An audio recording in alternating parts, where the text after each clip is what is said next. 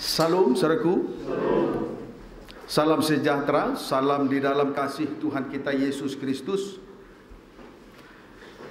Oleh karena kemurahan Tuhan, kita masih dimungkinkan untuk melangsungkan ibadah pendalaman Alkitab disertai dengan perjamuan suci.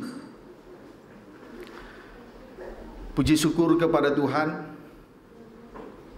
oleh karena rahmat-Nya dan kasih karunia-Nya yang dianugerahkan kepada kita. Maka malam ini adalah malam yang pertama untuk kita menikmati firman penggembalaan dari kitab Rut. Kiranya Tuhan menolong kita malam ini dan seterusnya selama pemberitaan firman penggembalaan untuk ibadah pendalaman Alkitab disampaikan dari kitab Rut yang pertama sampai Rut yang kedua, ketiga dan yang keempat. Kita bersama-sama saling berdoa, mendoakan firman ini sehingga lewat ibadah pendalaman Alkitab ini kita boleh merasakan uluran tangan Tuhan sebagai tanda belas kasih-Nya bagi kita semua. Baik juga anak-anak Tuhan yang ada di dalam, anak-anak Tuhan dan hamba-hamba Tuhan yang ada di dalam negeri dan di luar negeri juga boleh merasakan rahmat Tuhan dan kasih karunia Tuhan yang dianugerahkan bagi kita, sehingga kita boleh mengalami kebahagiaan yang kekal dari hari ini sampai selama-lamanya. Puji Tuhan. Segera kita memperhatikan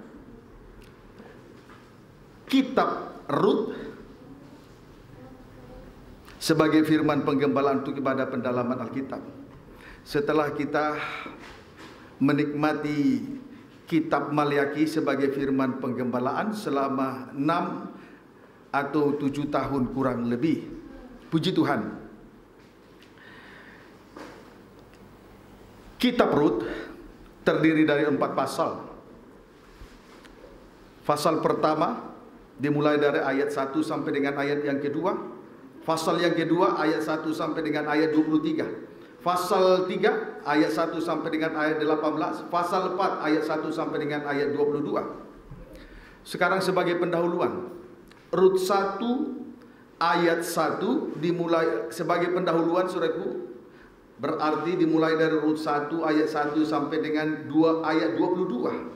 Dalam pengajaran tabernakel atau menurut susunan tabernakel terkena pada pintu kemah. Ya, dalam susunan tabernakel terkena pada pintu kemah. Puji Tuhan.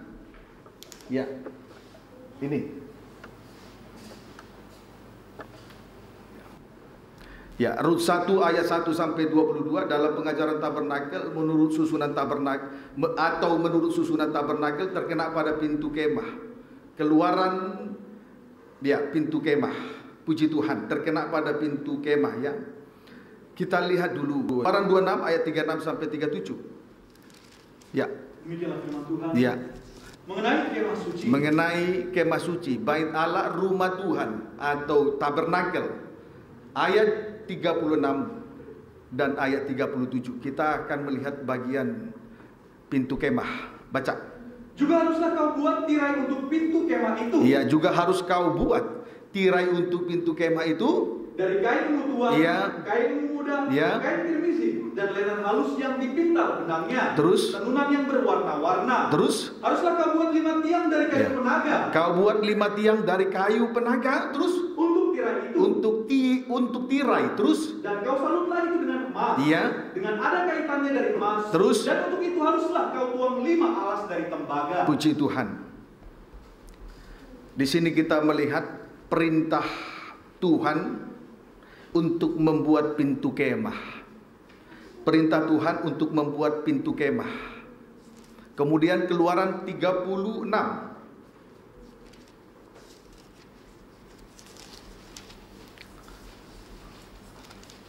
Keluaran 36 ayat 37 sampai 38. Demikianlah firman Tuhan. Ya. Oranglah tirai untuk pintu kemah itu. Juga dibuat oranglah tirai untuk pintu kemah itu dari kain mutuan, kain ungu muda, kain kirmisi, dan lenan halus yang dipintal benangnya tenunan yang berwarna-warna. Ayat 38. Dan kelima tiangnya dengan kaitan untuk tiang itu. Iya. Disalutlah ujungnya dan penyambung-penyambungnya dengan emas. Iya. Dan kelima alasnya itu dari tembaga. Juga dibuat oranglah tirai untuk pintu kemah itu dari kain ungu tua, kain ungu muda, kain kirmisi, dan lenan halus yang dipintal benangnya, tenunan yang berwarna-warna. Kemudian dibuat oranglah kelima tiangnya dengan kaitan untuk tiang itu. Puji Tuhan. Di sini kita melihat pelaksanaan untuk membuat pintu kemah. Ya, berarti telah menuruti perintah Tuhan untuk membuat pintu kemah. Amin, saudaraku. Tadi dalam Keluaran pasal 26 ayat 36 sampai 37, perintah Tuhan untuk membuat pintu kemah. Di dalam Keluaran 36 ayat 37 sampai 38, pelaksanaannya yaitu di dalam membuat pintu kemah telah dilaksanakan. Puji Tuhan. Tadi Keluaran 25 sampai dengan Keluaran 31, perintah untuk membangun tabernakel, ya toh? Kemudian Keluaran 35 sampai dengan Keluaran 40 itu pelaksanaannya, pelaksanaan di dalam membangun tabernakel. Puji Tuhan, berarti antara perintah Allah sampai pada pelaksanaan pembangunan tabernakel diselingi dengan kejatuhan bangsa Israel. Ya, diselingi dengan kejatuhan bangsa Israel. Sebab persembahan emas yang seharusnya dipersembahkan untuk pembangunan tabernakel rumah Allah diselewengkan dengan pembuatan patung lembu emas, sama dengan ikatan berhala. Dalam kesempatan ibadah doa kemarin, Yesurun setelah gemuk, telah menikmati pembuka rasa firman. Gemuk berarti telah dipercayakan karunia Roh Kudus dan jabatan, menendang ke belakang, lupa diri. Jangan seperti itu, saudaraku. Amin, saudaraku. Puji Tuhan. Nah, di sini jadi antara perintah Allah sampai kepada pelaksanaan di dalam pembangunan tabernakel diselingi dengan kejatuhan bangsa Israel, yaitu persembahan emas yang seharusnya dipersembahkan untuk pembangunan tabernakel atau rumah Allah diselewengkan untuk pembuatan patung lembu emas, sama dengan ikatan berhala. Ini berhala ini membuat banyaknya penyelewengan yang harusnya kita mempersembahkan segala korban kepada Tuhan. Akhirnya segala persembahan itu diselewengkan kepada berhala. Ini suatu tantangan. Sebab itu ada jadi pelaksanaan dengan pembangunan itu diselingi dengan kejatuhan. Karena di dalamnya ada penyelewengan. Hati-hati dengan berhala yang baru dikenal. Puji Tuhan. Kita lihat dulu itu ikatan berhala itu, Keluaran 32 ayat 5 sampai dengan ayat 6.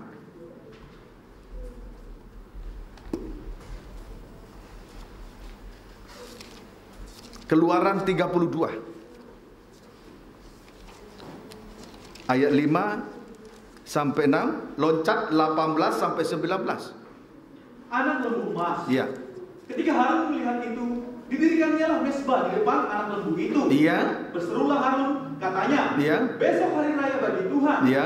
Dan keesokan harinya, pagi-pagi, maka mereka mempersembahkan korban bakaran dan korban keselamatan. Iya. Sesudah itu duduklah bangsa itu untuk makan dan minum. Terus? Kemudian bangunlah mereka dan bersukaria. 18-19. Tetapi jawab Musa, Iya. bukan bunyi nyanyian kemenangan, Iya. bukan bunyi nyanyian kekalahan, Iya. bunyi orang menyanyi berbalas-balasan, itulah yang kudengar. Terus? Dan ketika ia dekat ke perkemahan itu, Iya. dan melihat anak lembu dan melihat orang menari-nari, maka bangkitlah amarah Musa. Dilemparkannya lah kedua loh itu dari tangannya dan dipecahkannya pada kaki gunung itu. Puji Tuhan. Ikatan berhala ini diisi dengan suasana (2) pemujaan, ya, dalam ayat 5 dan 6 tadi, Kemudian di sini kita melihat ada sorak-sorai dan tarian-tarian. Nah, ini sama dengan kesukaan daging. Ini semua adalah kesukaan daging. Ya, akibatnya bangsa Israel jatuh dalam dosa makan minum. Akibatnya bangsa Israel jatuh dalam dosa makan minum. Puji Tuhan. Kawin dan mengawinkan sama dengan ditunggangi oleh roh najis. Nah, tandanya ada nyanyian berbalas-balasan. Puji Tuhan. Ibadah yang ditandai dengan daging persis seperti bangsa Israel pada zaman Taurat, penuh dengan aturan-aturan manusia. Ya, penuh dengan aturan-aturan manusia. Amin, saudaraku. Jadi ibadah yang ditandai dengan daging tadi, ikatan berhala ini diisi dengan suasana pemujaan, sorak-sorai dan tarian-tarian. Nah, ini semuanya kesukaan daging. Jadi ibadah yang ditandai dengan daging persis seperti bangsa Israel pada zaman Taurat, penuh dengan aturan-aturan manusia belaka saja. Itu zaman Taurat, penuh dengan aturan-aturan manusia belaka. Puji Tuhan. Sekarang kita melihat pengertian dari pintu kemah dulu ya. Kisah Rasul 2 ayat 28. Ya. Jawab Petrus kepada mereka, bertobatlah, dan hendaklah kamu masing-masing memberi dirimu dibaptis, dibaptis dalam nama Yesus Kristus untuk pengampunan dosamu, maka kamu akan menerima karunia Roh Kudus. Bertobat itu menuju kepada mezbah korban bakaran, dibaptis itu menuju kepada kolam pembasuhan, menerima karunia Roh Kudus atau dibaptis oleh Roh Kudus itu menuju kepada pintu kemah. Arti rohani pintu kemah, titik 2, mengalami baptisan Roh Kudus. Ini adalah sebuah gejala atau tanda bahwa seseorang telah berusaha untuk melepaskan diri dari tabiat-tabiat daging dan Taurat, dan berusaha melepaskan diri dari tabiat daging dan juga berusaha melepaskan diri dari ibadah Taurat. Sebab daging itu terikat dengan Taurat. Ya, amin saudaraku. Kegunaan pintu kemah titik 2. Pintu kemah berguna untuk menjadi pemisah, untuk memisahkan ruangan suci dari halaman. Strip pertama, ruangan suci sama dengan ada di dalam Tuhan. Strip yang kedua, halaman sama dengan ada di luar Tuhan, sesuai dengan Wahyu 11 ayat yang kedua. Yang harus kita kerjakan sekarang adalah supaya hidup kekristenan kita segera meninggalkan halaman atau ibadah Taurat. Jadi yang harus kita kerjakan sekarang ini, di hari-hari ini menjelang kedatangan Tuhan yang sudah tidak lama lagi, adalah supaya kehidupan kekristenan kita ini segera meninggalkan halaman, segera meninggalkan ibadah Taurat yang penuh dengan aturan-aturan manusiawi. Puji Tuhan. Kolose pasal 2.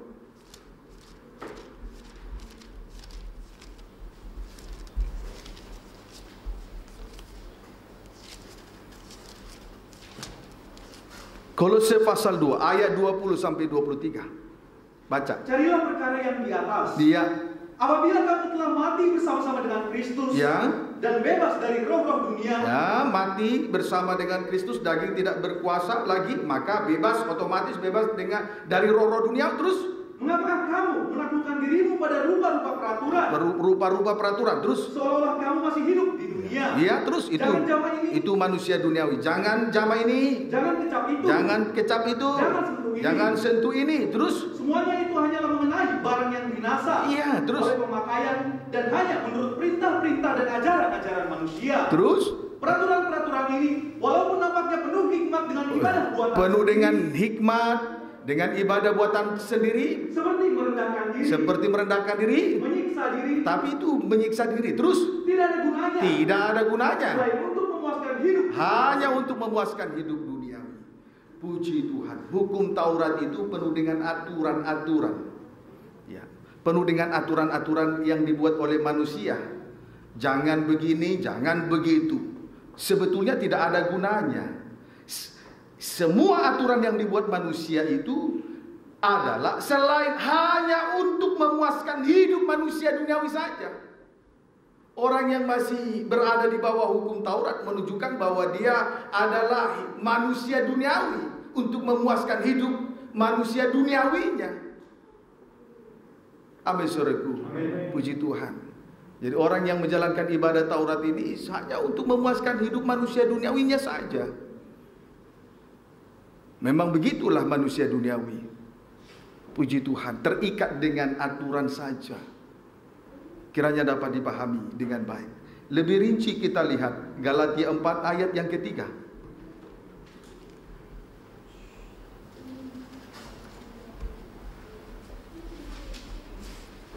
Baca. Tak ada lagi perhambaan. Ya. Demikian pula kita, selama kita belum akil balik, Ya. kita takluk juga kepada roh-roh dunia. Terus? Tetapi setelah genap waktunya, maka Allah mengutus anaknya yang lahir dari seorang perempuan dan takluk. Ulangi ayat 3. Oh, boleh ayat 4, boleh. Ayat 4. Tetapi setelah genap waktunya, maka Allah mengutus anaknya yang lahir dari seorang perempuan dan takluk kepada hukum Taurat. Puji Tuhan. Perhatikan kalimat sebelum akil balik atau selama masih berada di pelataran sebelah luar dengan ibadah Taurat, ia takluk kepada roh-roh dunia. Amin saudaraku. Dia takluk. Orang yang semacam ini takluk kepada roh-roh dunia. Di dalam dunia ini banyak roh. Di dalam dunia ini banyak roh. Ada roh keinginan daging, keinginan mata, keangkuhan hidup. Puji Tuhan, banyak roh. Puji Tuhan, itu harus diperhatikan dengan baik. Jadi selama seseorang belum akil balik, masih berada di bawah hukum Taurat, masih berada di luar, masih berada di halaman, puji Tuhan, saudaraku, ia akan takluk kepada roh-roh dunia. Sementara di dunia ini banyak roh. Banyak roh. Padahal kita ketahui kita ada di dunia ini hanya untuk hidup sementara. Sebab itu kita disebut di dalam suatu nas, kita ini hanya menumpang sementara. Puji Tuhan. Ayat 9.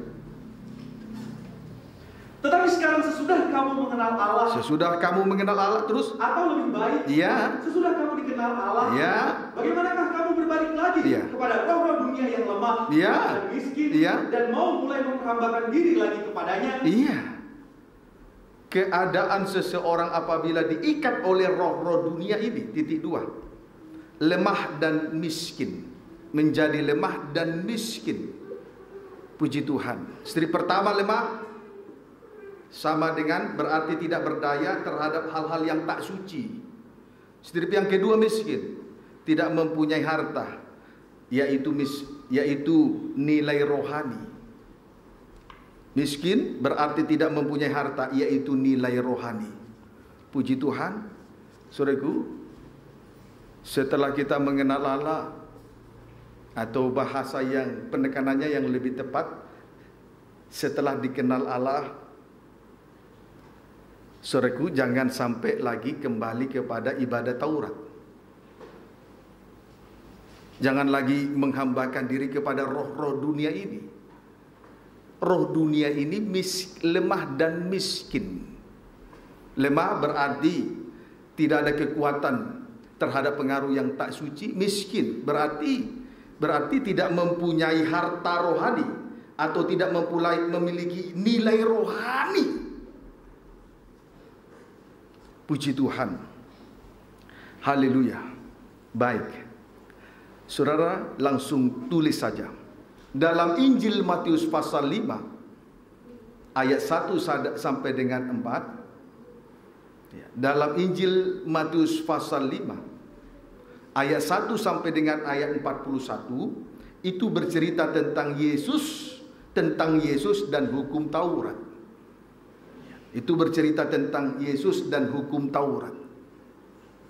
Ya, strip pertama, hukum Taurat. Ya. Berarti peraturan dalam bentuk manusia daging.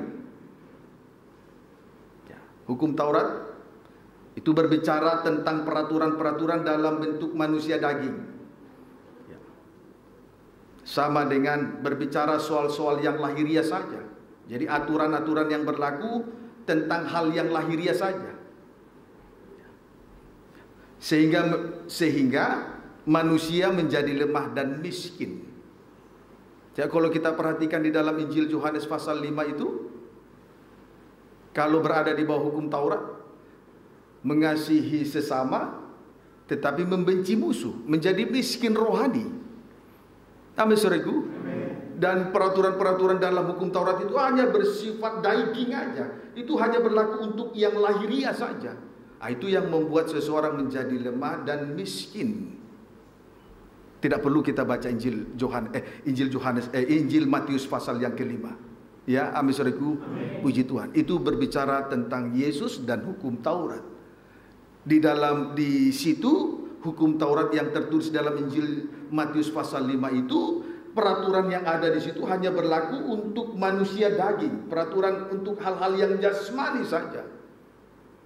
Itu yang membuat seseorang menjadi lemah dan miskin. Sebagai contoh, mengasihi dalam hukum Taurat, mengasihi musuh, mengasihi sesama tetapi musuh dibenci. Kemudian mata ganti mata, gigi ganti gigi.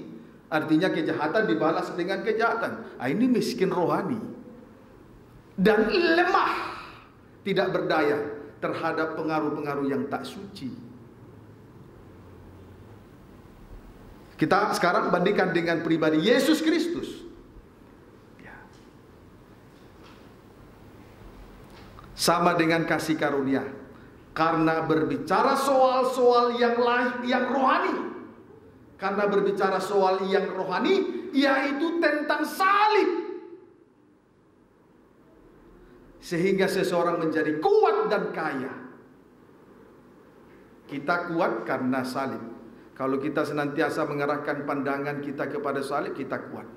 Beda kalau kita mengarahkan pandangan kepada yang lahiriah, menjadi lemah. Kalau kita mengarahkan pandangan kepada salib, pasti kuat. Dan kalau kita menerima pengajaran salib, kita akan menerima hikmat. Dan hikmat itulah kekayaan. Seperti Salomo, penuh dengan hikmat, sehingga menjadi pribadi yang kaya. Amin, saudaraku. Puji Tuhan. Kiranya dapat dipahami dengan baik. Ya, yang merasa diri lemah terhadap yang tak suci, ayo selalu arahkan pandangan kepada salib supaya kuat. Yang merasa diri miskin, selalu arahkan pandangan kepada salib supaya menjadi kaya oleh hikmat dari salib. Puji Tuhan, kiranya dapat dipahami dengan baik. Paham, saudaraku? Puji Tuhan. Baik, keadaan apabila masih berada di luar garis miring di bawah hukum Taurat.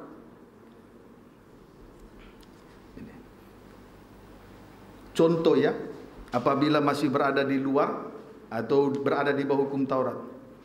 Injil Matius pasal 12.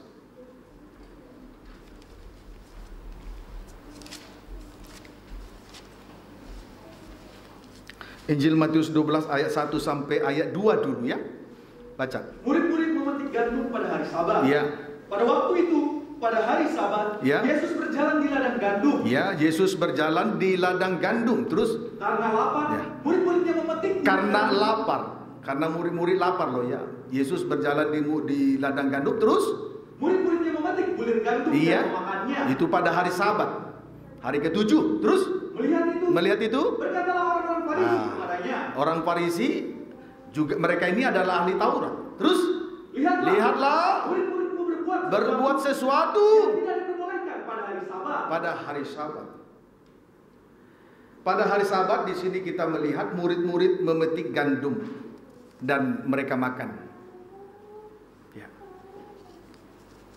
Dalam hal ini Tuhan Yesus ingin membawa murid-murid masuk dalam ruangan suci, ada sama dengan di dalam Tuhan, hidup di dalam kemurahan. Ya, amin saudaraku. Puji Tuhan. Tetapi di sisi lain, orang-orang Farisi yang disebut ahli-ahli Taurat melarang murid-murid untuk memetik gandum pada hari Sabat. Karena mereka terikat dengan peraturan Taurat. Sama dengan berada di halaman, sama dengan berada di luar Tuhan. Amin, saudaraku. Puji Tuhan. Saudaraku, orang-orang Farisi yang disebut dengan ahli-ahli Taurat, mempermasalahkan soal memetik pada ayat 2 tadi. Karena pada hari Sabat tidak seorang pun boleh bekerja. Baik suami, baik istri, baik anak, baik budak yang laki-laki, baik budak perempuan, bahkan ternak yang ada padanya. Mereka terikat pada hukum Taurat itu. Amin, saudaraku. Puji Tuhan. Kiranya dapat dipahami dengan baik. Fokus. Sekarang ayat 3-6. Tetapi jawab Yesus kepada mereka, tidakkah kamu baca apa yang dilakukan Daud ketika ia dan mereka yang mengikutinya lapar, melarikan diri dari kejaran Saul? Terus bagaimana ia masuk ke dalam rumah Allah, dan bagaimana mereka makan roti sajian yang tidak boleh dimakan, baik Daud maupun pengikutnya. Terus kecuali imam-imam yang masuk dalam ruangan suci, yang melayani dalam ruangan suci. Terus tidakkah kamu baca dalam kitab Taurat? Tidak tahu baca dalam kitab Taurat. Oh, pada hari Sabat, imam-imam melanggar hukum Sabat di dalam Bait Allah. Terus namun tidak bersalah di hadapan Allah. Terus aku berkata padamu, di sini ada yang melebihi Bait Allah. Yesus melebihi dari Bait Allah. Puji Tuhan. Jawab Tuhan Yesus di dalam jawab Tuhan Yesus kepada orang-orang Farisi yang juga disebut ahli-ahli Taurat. Imam-imam bekerja di dalam ruangan suci pada hari Sabat, di mana mereka mengambil roti lama untuk dimakan lalu diganti dengan roti yang baru. Imam-imam melakukan tugasnya pada hari Sabat, berarti melanggar hukum Sabat. Namun di sini kita melihat Yesus berkata, namun mereka tidak bersalah. Amin, saudaraku. Puji Tuhan. Memang hukum Taurat itu penuh dengan aturan buatan manusia. Ibadah ada di bawah hukum Taurat, ibadahnya Taurat, ibadahnya lahiriah. Tidak ada kemurahan di situ. Betul-betul jadi miskin, jadi lemah. Amin, saudaraku. Puji Tuhan. Tugas dari imam-imam adalah masuk dalam ruangan suci, membereskan 3 alat yang ada di dalamnya, termasuk menyajikan roti sajian yang baru. Terlebih dahulu mereka harus menghabiskan roti yang lama untuk diganti roti yang baru. Tapi tidak melanggar hukum Sabat. Amin, saudaraku. Puji Tuhan. Kiranya dapat dipahami dengan baik. Saudaraku, di dalam Sabat yang terpenting adalah kepuasan dalam batin atau perhentian batin, ya. Amin, saudaraku. Yaitu hati dipenuhi oleh firman. Tidak ada artinya Sabat jasmani, tidak bekerja, tidak melayani Tuhan, sehingga manusia batinnya tidak terpuaskan. Paham, saudaraku? Yang terpenting adalah Sabat rohani, perhentian secara rohani, sehingga manusia batin kita dipuaskan. Tidak ada artinya Sabat jasmani, berhenti dari pelayanan karena aturan ini itu, karena di perusahaan, karena kuliah, karena kesibukan di dunia. Tidak ada artinya itu. Dia tidak akan memberi kepuasan di dalam hati, di dalam batin manusia. Yesus telah melihat murid-murid dalam keadaan lapar, dia bawa ke ladang gandum. Walaupun hari itu Sabat. Yang terpenting hari perhentian Sabat rohani, supaya manusia batin kita ini dipuaskan. Tidak ada artinya Sabat jasmani, berhenti dari aktivitas, berhenti dari pelayanan.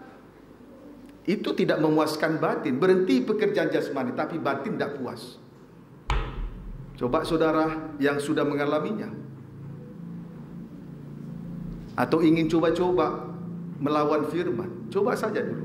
Kalau mau coba, mau ingin coba.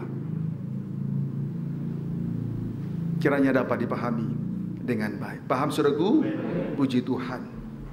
Yesaya 28 ayat 11 sampai 13.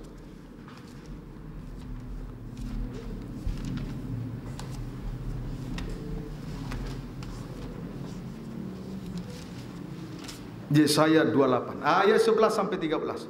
Demikianlah firman Tuhan. Iya. Sungguh, oleh orang-orang yang berlogat ganjil dan oleh orang-orang yang berbahasa asing, bahasa roh, terus akan berbicara kepada bangsa ini. Iya. Dia yang telah berfirman Iya. kepada mereka. Dia berfirman. Orang yang diurapi berfirman. Terus Inilah tempat perhentian. inilah sabat. Terus Berilah perhentian kepada orang yang lelah. dikhususkan kepada yang lelah. Jadi hari perhentian untuk manusia, bukan manusia untuk hari perhentian. Terus Inilah tempat peristirahatan. Iya. Tetapi mereka tidak mau mendengarkan. Iya, terus Maka mereka akan mendengarkan firman Tuhan yang begini. tidak mau mendengarkan, tidak menghargai sabat. Terus maka mereka akan mendengar firman Tuhan yang begini. Terus Harus ini. harus ini, harus itu, mesti begini, mesti begitu, tambah ini, tambah itu. Terus Supaya dalam berjalan mereka jatuh terletak. Iya, Sehingga luka. dan tertawa. Puji Tuhan. Kalau berada di bawah hukum Taurat, akan terjerat, terikat dengan bermacam-macam ikatan dan peraturan-peraturan daging, manusia daging. Ya. Karena tidak terima hari perhentian Roh Kudus, sabat rohani. Paham saudaraku? Puji Tuhan. Akhirnya di sini kita perhatikan mereka berjalan, supaya dalam berjalan mereka jatuh terlentang, tidak tertolong lagi. Kemudian sehingga mereka luka dan tertangkap dan tertawan. Puji Tuhan. Haleluya. Saudaraku, yang masih kurang menghargai sabat rohani, hati-hati.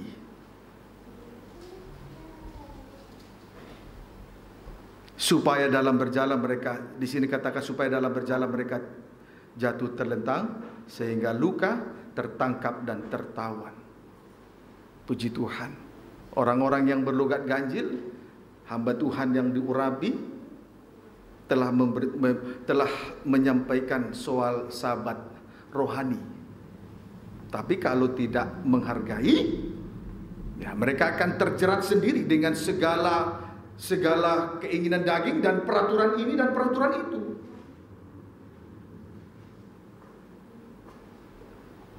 Dan akhirnya binasa. Kiranya dapat dipahami dengan baik. Beberapa contoh. A. Zaman Bahtera Nuh. Titik 2 strip pertama di luar. Garis miring di halaman. Ya. Mereka semua tenggelam, mengalami kebinasaan. Strip yang kedua, berada di dalam Bahtera, sama dengan selamat, sama dengan ada di dalam kemurahan. 1 Petrus 3 ayat 19 sampai 20.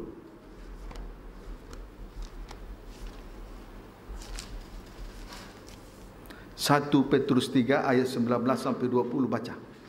Demikianlah firman Tuhan. Ya. Dan di dalam roh itu juga ia pergi memberitakan Injil kepada roh-roh yang di dalam penjara. Perhatikan saudaraku, di sini bahwa orang-orang yang berlogat ganjil tadi, hamba Tuhan yang diurapi, telah menyampaikan hari perhentian. Terus, yaitu kepada roh-roh mereka yang dahulu pada waktu Nuh tidak taat kepada Allah. Ya, pada waktu Nuh tidak taat kepada Allah. Terus, ketika Allah tetap menanti dengan sabar, waktu Nuh sedang mempersiapkan bahteranya. Terus, di mana hanya sedikit, yaitu 8 orang yang diselamatkan oleh air bah. Diselamatkan air bah itu. Yang ada di dalam bahtera hanya 8 orang, dalam kurung sedikit, yang diselamatkan. Sedangkan di luar bahtera semuanya binasa. Puji Tuhan. B. Zaman Paskah yang pertama bagi bangsa Israel. Zaman Paskah yang pertama bagi bangsa Israel.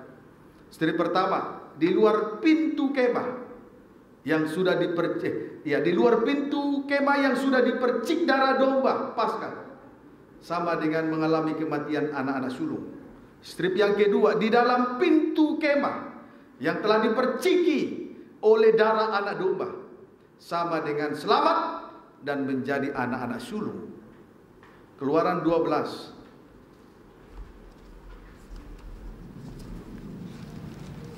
Keluaran 12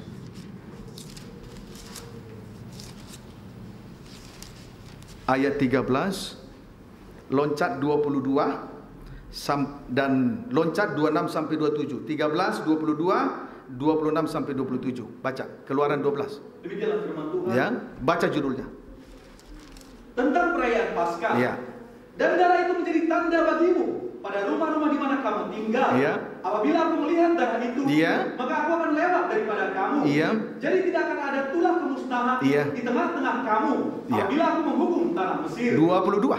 Kemudian kamu harus mengambil seikat hisop dan mencelupkannya dalam darah yang ada dalam sebuah pasu. Ya. Dan darah itu kamu harus sapukan pada ambang atas dan pada kedua tiang pintu. Ya. Seorang pun dari kamu tidak boleh keluar pintu rumahnya sampai di dalam pintu kemah. Terus ayat 26 27. Dan apabila 26 27 terus. Dan apabila anak-anakmu berkata kepadamu, Ya. apakah artinya ibadah Apa ini? arti ibadah ini? Terus. Maka haruslah kamu berkata, Iya. itulah korban Paskah. Itulah bagi korban Paskah bagi Tuhan. Tuhan. Dan melewati rumah-rumah orang Israel Iya, di Mesir. ketika ia menulahi orang Mesir. Sementara pintu yang di luar menulahi orang Mesir terus. Tetapi menyelamatkan rumah-rumah kita. Di dalam pintu kemah terus. Lalu berlututlah bangsa itu dan sujud menyembah. Puji Tuhan. Haleluya. Saudaraku, semua yang ada di dalam pintu kemah yang diperciki oleh darah anak domba Paskah, mereka diselamatkan. Sedangkan yang di luar pintu yang diperciki oleh darah anak domba binasa. Mulai dari anak sulung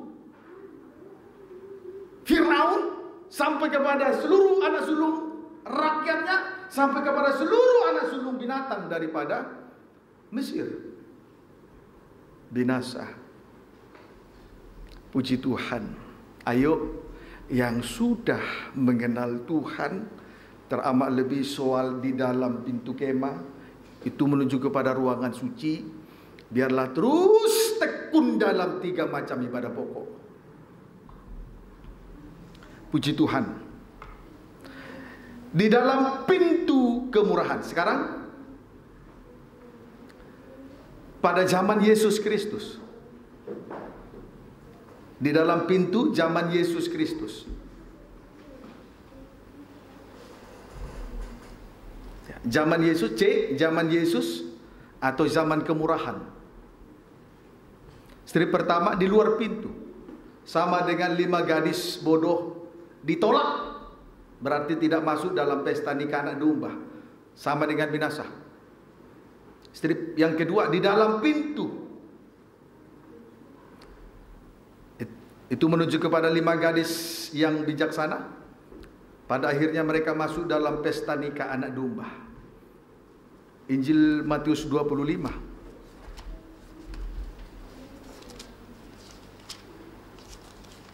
ayat 10 sampai 13. Baca. Gadis-gadis yang bijaksana dan gadis-gadis yang bodoh. Iya. Akan tetapi waktu mereka sedang pergi untuk membelinya, 5 gadis yang bodoh membeli minyak terus. datanglah mempelai itu. Datanglah mempelai laki-laki surga terus. Dan mereka yang telah siap sedia, Mereka yang siap sedia 5 gadis bijaksana terus. masuk bersama-sama dengan dia ke ruang perjamuan kawin. Ruang perjamuan kawin. Lalu pintu ditutup. Iya, lalu pintu ditutup terus. Kemudian datang juga gadis-gadis yang lain itu, Iya. dan berkata, Iya. Tuan, Tuhan, bukakanlah kami pintu. bukakanlah kami pintu. Terus. Tetapi ia menjawab, Iya. Aku berkata kepada-Mu, Iya. sesungguhnya aku tidak Tidak mengenal kamu. Terus. Karena itu berjaga-jagalah, Iya. sebab kamu tidak tahu akan hari maupun akan saatnya. Puji Tuhan. Haleluya. Saudaraku, 5 gadis yang bodoh berada di luar pintu. Mereka ditolak. Sementara 5 gadis yang bijaksana mereka masuk dalam ruang perjamuan kawin, pesta nikah anak domba. Lalu pintu ditutup. Sebab itu pada ayat yang ke-13 ini, karena itu berjaga-jagalah, sebab kamu tidak tahu akan hari maupun akan saatnya. Tetaplah berjaga-jaga lewat ketekunan di dalam 3 macam ibadah pokok. Kalau seseorang sudah mengerti kebenaran tentang 3 macam ibadah pokok, lalu dengan sengaja dia mengabaikan 3 macam ibadah pokok, hanya mengikuti 2 macam ibadah pokok, darah Yesus tidak berlaku atas dia. Harus ada di dalam pintu kemah, jangan ada di luar pintu kemah.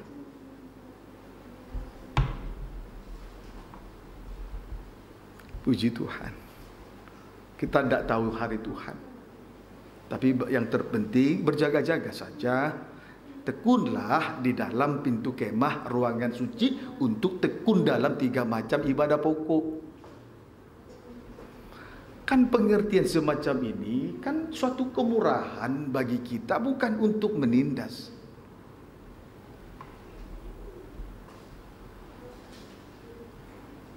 Amin, saudaraku.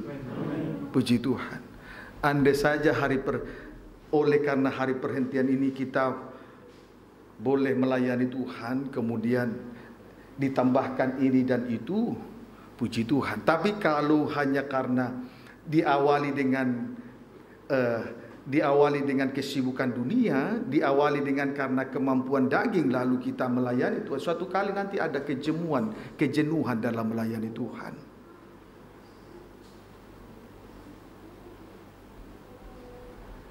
Puji Tuhan. Ayo, yang keras hati, ayo sampai menerima baptisan roh. Ya. Saya minta yang masih malu merendahkan diri di hadapan Tuhan, ayo, tidak usah malu. Pikul salib, tidak usah malu. Saya mengatakan ini karena masih ada.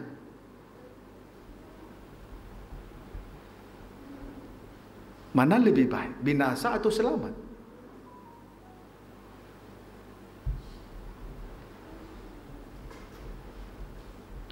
Sangat disayangkan kita oleh karena pengertian yang kita sudah peroleh, banyak pengorbanan tapi binasa. Sia-sia semuanya. Paham, saudaraku? Puji Tuhan. Haleluya.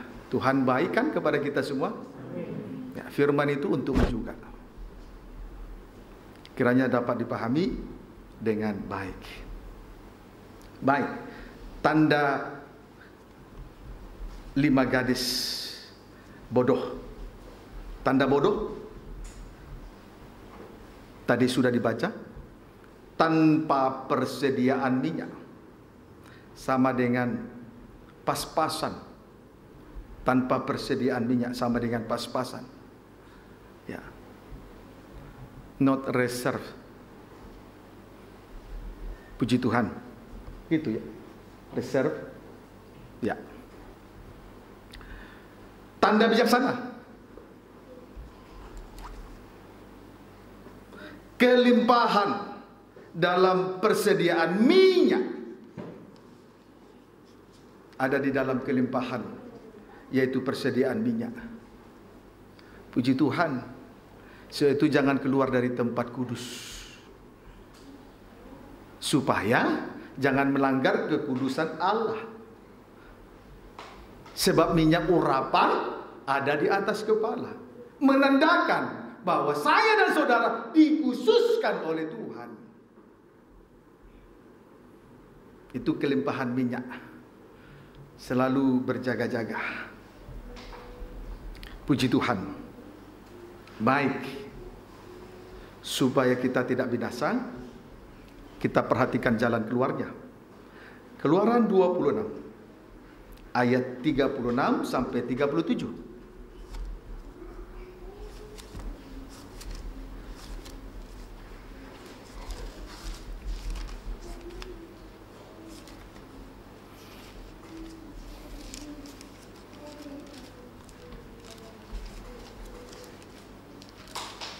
Keluaran 26 ayat 36 sampai 37, baca. Mengenai kemah suci. Iya. Juga haruslah kau buat tirai untuk pintu kemah itu dari kain ungu tua, kain ungu muda, kain kirmizi dan lenan halus yang dipintal benangnya tenunan yang berwarna-warna. Iya. Haruslah kau buat 5 tiang dari kayu penaga untuk tirai itu, dan kau saulutlah itu dengan emas, dengan ada kaitannya dari emas, dan untuk itu haruslah kau tuang 5 alas dari tembaga. Di sini diawali dengan memperhatikan perintah Allah, yaitu dalam hal membuat pintu kemah. Perhatikan saudaraku sungguh-sungguh, bertobat, dibaptis air, sampai nanti menerima karunia Roh Kudus, baptisan Roh Kudus. Puji Tuhan. Kemudian Keluaran 36 ayat 37 sampai 38.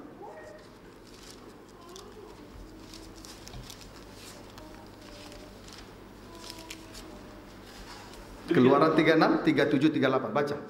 Juga dibuat oranglah tirai untuk pintu kemah itu. Dibuat, sudah dibuat. Terus dari kain ungu tua, kain ungu muda, kain kirmizi dan lenan halus yang dipintal benangnya tenunan yang berwarna-warna. Terus dan 5 tiangnya dengan kaitan untuk tiang itu. Disalutlah ujungnya dan penyambung-penyambungnya dengan emas. Dan 5 alasnya itu adalah dari tembaga. Puji Tuhan. Pelaksanaan dari perintah Allah membuat, di sini kita lihat, membuat pintu kemah dengan 5 tiang untuk menyangga kain dengan 4 warna. Keluaran 32 ayat 28. Keluaran 32 ayat 38. Kita lihat dulu sejenak ya. Jadi saudaraku, dalam Keluaran 26 ayat 36 37 tadi, di situ suatu perintah yang tidak boleh diabaikan, yaitu untuk membuat pintu kemah. Dimulai dari bertobat, kemudian dibaptis air sampai nanti menerima baptisan roh. Lalu pada Keluaran 36 ayat 37 sampai 38, di situ ada suatu pelaksanaan ya dari perintah Tuhan untuk membuat pintu kemah dengan 5 tiang untuk menyanggah kain dengan 4 warna yang berwarna-warna. Puji Tuhan. Lalu tapi kita lihat dulu Keluaran 32 ayat 28. Ini penting untuk kita pahami. Tadi diselingi dengan kejatuhan. Keluaran 32 ayat 28. Baca. Demikianlah firman Tuhan. Iya. Bani Lewi melakukan seperti. Boleh baca ayat 27, penulisan 28? Berkatalah ia kepada mereka. Berkatalah Musa kepada mereka, terus beginilah firman Tuhan Allah Israel. Ya, orang yang diurapi menyampaikan hari perhentian. Terus baiklah kamu masing-masing mengikat pedangnya ya, pinggangnya, terus dan berjalanlah kian kemari melalui perkemahan itu dari pintu gerbang ke pintu gerbang. Terus dan biarlah masing-masing membunuh saudaranya, membunuh temannya dan membunuh tetangganya, membunuh tabiat daging. Terus Bani Lewi melakukan seperti yang dikatakan Musa, dan pada hari itu tewaslah kira-kira 3.000 orang dari bangsa itu. 3.000 orang tewas karena salah penggunaan, karena penyelewengan, di mana emas itu dipersembahkan kepada untuk membuat patung lembu emas tuangan. Ya, akibatnya 3.000 orang tewas. Paham saudaraku? Ini harus diperhatikan dengan sungguh-sungguh. Akibatnya 3.000 orang tewas. Jadi mau tidak mau, berarti ada suatu keharusan. Setelah menerima perintah Allah untuk membuat pintu kemah, maka harus dilanjutkan untuk melaksanakan di dalam pembuatan pintu kemah di dalam Keluaran 36 ayat 37 sampai 38. Kalau tidak, dari bangsa Israel 3.000 orang tewas. Seharusnya emas yang mereka bawa dari Mesir itu, serta kekayaan yang lain dari Mesir itu, termasuk lembu, kambing domba, semua binatang itu kan harus dibawa. Karena Musa sendiri tidak mengizinkan segala binatang tinggal di Mesir. Karena binatang itu nanti digunakan untuk sebagai korban dan persembahan, termasuk emas dan perak serta yang lain-lain. juga itu nanti digunakan untuk pembangunan tabernakel. Tetapi kenyataannya saat mendengar perintah dan hendak melakukan, diselingi dengan kejatuhan. Akhirnya tewaslah 3.000 orang. Jangan sampai hal yang seperti ini menimpa kehidupan kita semua. Maka mau tidak mau, setelah kita dengar perintah Tuhan, kita laksanakan. Keluaran 26 mendengar perintah, Keluaran 36 ayat 37-38 melakukannya supaya tidak tewas, tidak binasa. Amin, saudaraku. Puji Tuhan. Kiranya dapat dipahami dengan baik. Baik. Kembali kita membaca Keluaran 36 ayat 37. Keluaran 36 ayat 37 sampai 38. Demikian firman Tuhan. Juga dibuat oranglah tirai untuk pintu kemah itu. Ya, membuat pintu kemah, terus dengan tirainya, dari tirai terus dari kain ungu tua, kain ungu muda, kain kirmizi, dan lenan halus yang dipintal benangnya tenunan yang berwarna-warni. 38. Dan kelima tiangnya dengan kaitan untuk tiang itu, kelima tiangnya dengan kaitan untuk tiang itu disalurlah ujungnya dan penyambungnya terus dengan emas. Ya. Dan kelima alasnya itu adalah dari tembaga. Puji Tuhan. Perhatikan ya, membuat pintu kemah dimulai dengan 4 kain dengan 4 warna. Kemudian disanggah oleh 5 tiang. Disanggah oleh 5 tiang. Amin, saudaraku. Itu harus terjadi. Kiranya dapat dipahami dengan baik. Di mana 5 tiang ini telah dilapisi dengan emas. Sebab itu tidak boleh menyalahgunakan kekayaan surgawi. Tidak boleh diselewengkan kepada ikatan berhala. Amin, saudaraku. Puji Tuhan. Haleluya. Untuk menopang pekerjaan Tuhan, 5 tiang menyanggah kain ungu, kain ungu muda, kain ungu tua biru, kemudian kain merah dan kain putih lenan halus. Untuk menyanggah pekerjaan Tuhan. 5 warna ini itu adalah, saudaraku, itu terlihat dari pekerjaan dari Yesus sebagai imam besar. Itu sebabnya tadi saya katakan bahwa emas itu digunakan untuk menyanggah, menopang pekerjaan Tuhan. Jangan menyalahgunakan. Jangan diselewengkan. Sedangkan 4 warna kain tirai yang warna 4 ini adalah kaitannya itu berbicara soal pekerjaan Yesus sebagai imam besar. Lihat ya, warna ungu itu menunjuk kepada keagungan dan kewibawaan Yesus sebagai raja. Warna ungu itu menunjuk kepada keagungan dan kemuliaan Yesus sebagai raja. Puji Tuhan. Saudaraku, dia raja besar, tapi Tuhan juga jadikan kita raja-raja di bumi ini. Kalau berbicara tentang raja, kerajaan, itu di dalamnya pasti ada kebenaran. Amin, saudaraku. Dia raja sekaligus juga untuk menjangkau pribadi atau orang-orang yang ada di tempat tinggi. Puji Tuhan, raja-raja. Kemudian warna biru.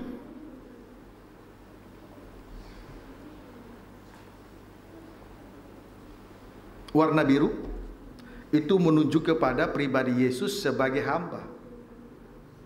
Menunjuk kepada pelayanan Yesus sebagai hamba. menuju kepada pelayanan Yesus sebagai hamba. Puji Tuhan. Saudaraku, Yesus juga menjangkau kehidupan yang berada di dalam kerendahan. Dia menjangkau di tempat yang tinggi, raja-raja juga menjangkau mereka yang berada di dalam kerendahan, di dalam lembah kekelaman. Amin, saudaraku. Kalau hamba berarti pelayan Tuhan. Yang terbesar hendaklah menjadi yang termudah. Pemimpin menjadi pelayan. Dalam bahasa Yunani, hamba itu doulos. Berarti dalam bahasa Yunani doulos artinya berarti tidak ada hak untuk dirinya selain tuannya. Dengan demikian dia dapat menjangkau kehidupan yang hina, yaitu orang yang berada dalam lembah kekelaman. Kemudian warna merah,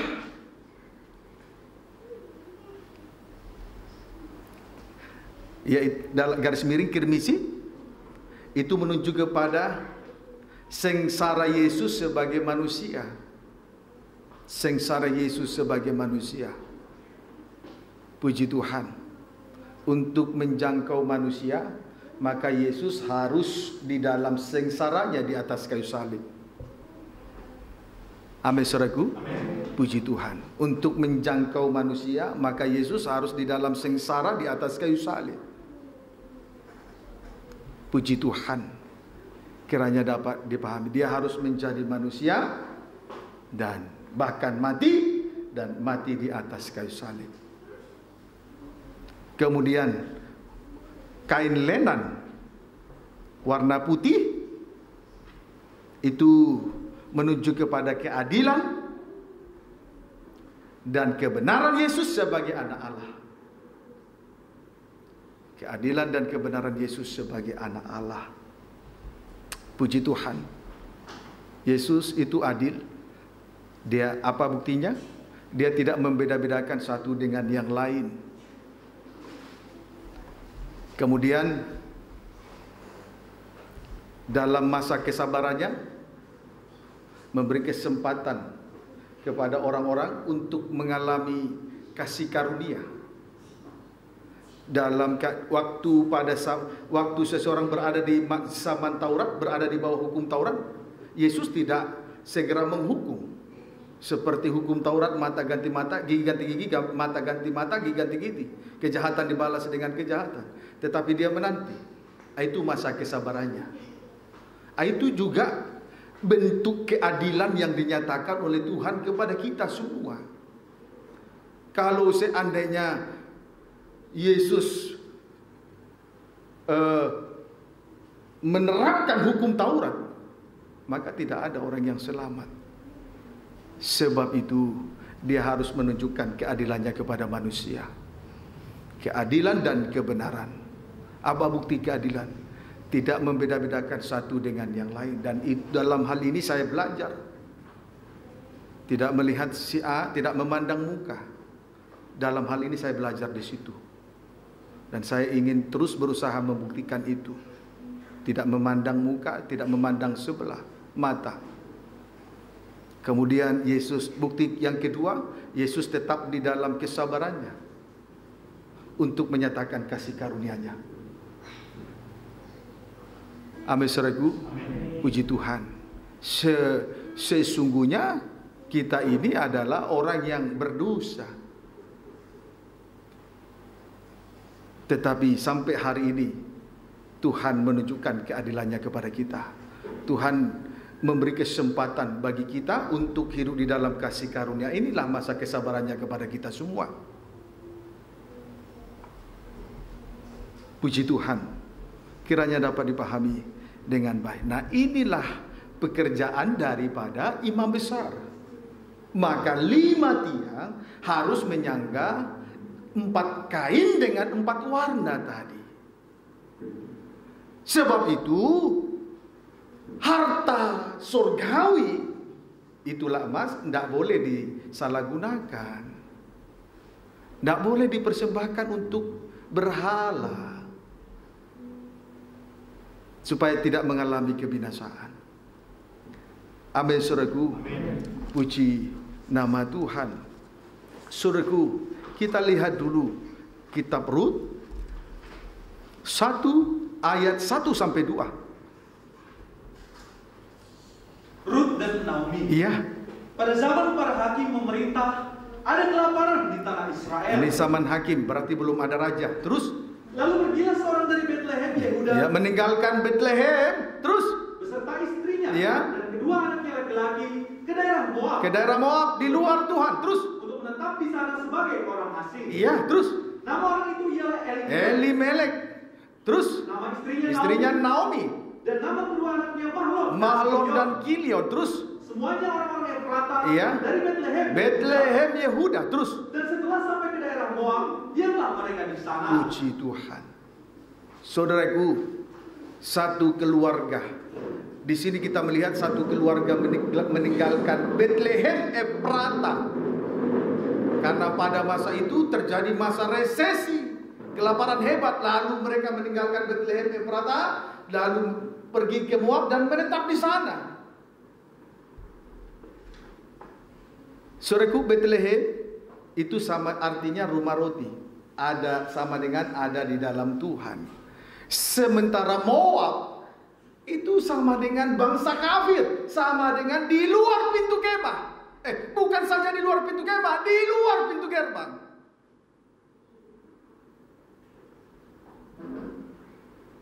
Puji Tuhan. Berarti tinggal menunggu waktu, ajalnya. Paham, saudaraku? Tinggal menunggu waktu ajalnya. Puji Tuhan. Tetapi yang pasti kita sudah melihat tadi jalan keluarnya. Kita harus membuat pintu kemah, mendengar perintah untuk membuat pintu kemah. Selanjutnya kita kerjakan. Bertobat, dibaptis air sampai menerima baptisan roh. Ada usaha untuk melepaskan diri dari tabiat daging, melepaskan diri dari ibadah Taurat, ibadah lahiriah yang penuh dengan aturan-aturan. Kalau tidak, tinggal menunggu ajalnya. Jadi mereka ini betul-betul berada di pintu kemah. Kalau saya tambahkan, betul-betul berada di pintu gerbang bangsa kafir, Moab. Mereka itu adalah mereka berada di Bethlehem Yehuda. Meninggalkan ibadah, meninggalkan pelayanan imamat rajani Yehuda. Meninggalkan Bethlehem rumah roti. Kemudian Yehuda meninggalkan ibadah dan pelayanan imamat rajani. Hanya soal makan, minum, dan hal-hal yang lahiriah. Akhirnya mereka di pintu kemah. Tinggal tunggu ajal. Tetapi bagi kita, ayo dengar perintah untuk membuat pintu kemah dan kerjakan. Filipi pasal 3 ayat 1.